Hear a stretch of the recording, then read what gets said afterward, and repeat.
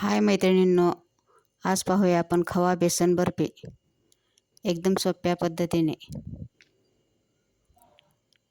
चला तर मग पाहूया त्यासाठी लागणारे साहित्य। इथे मी 1 वाटी बेसन, 1 वाटी साखर, 1 वाटी खवा, 1 वाटी तूप आणि छोट्या वाटीने 1 वाटी रवा हे सर्व साहित्य घेतले आहे। सर्वात अगोदर आपण पॅनमध्ये थोडे तूप घालून घेऊ।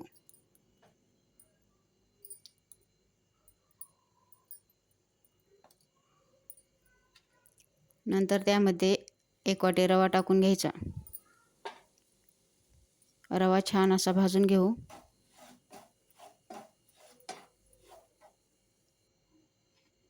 नंतर त्यामध्ये 1 वाटी बेसन पीठ घालून घेतले। बेसन पीठ मी इथे चाळून घेतले आहे।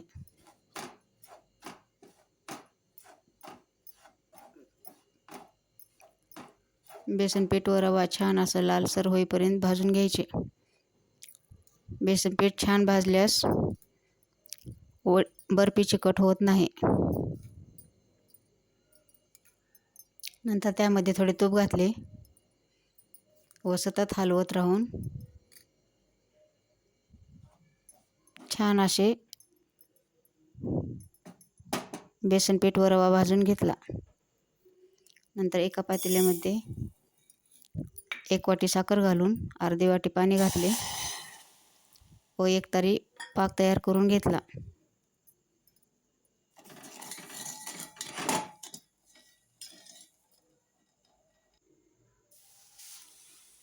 नंतर भाजलेल्या बेसन पिठामध्ये एक छोट्या वाटीने थोडे दूध पण घालून घेतले। दूध घातल्यामुळे रवा छान फुलला जातो। नंतर तयार केलेला पाक त्यामध्ये घालून घ्यायचा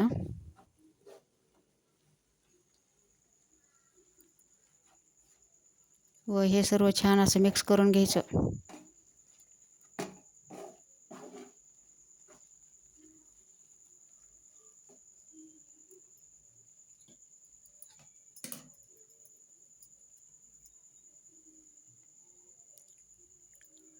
अर्धा चमचा विलायची पूड घालून घेतली व थोडा फूड कलर पण टाकून घेतला।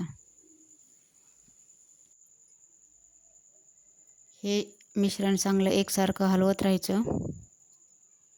नंतर 1 वाटी खवा त्यामध्ये टाकून घेतला व एकसारखं मिश्रण हलवत राहून चांगले एकजीव करून घेतले।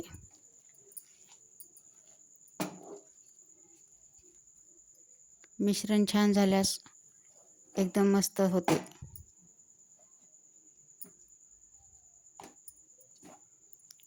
पहा, कुठेही पॅनला मिश्रण चिटकत नाही। बर्फीसाठी एकदम परफेक्ट आहे। नंतर एका ताटामध्ये थोडं तूप लावून घेतले व त्यामध्ये हे तयार केलेले मिश्रण टाकून घ्यायचे व थोडं गरम आहे तोपर्यंत त्याला सेट करून घ्यायचे।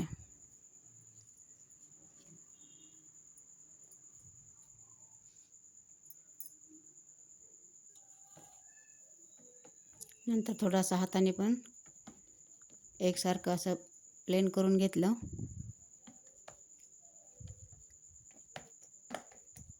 व थोडं थंड झाल्यानंतर त्यावर थोडे काजूचे तुकडे टाकून घेतले।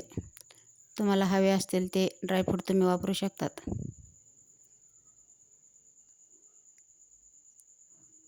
असे 10-15 मिनिटं वरती ठेवले नंतर वडे करता येतात।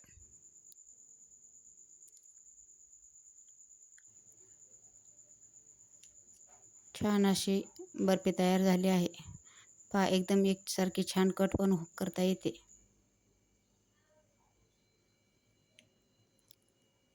थंड होण्यासाठी 10-15 मिनिट फ्रीजमध्ये ठेवले तरी पण चालते।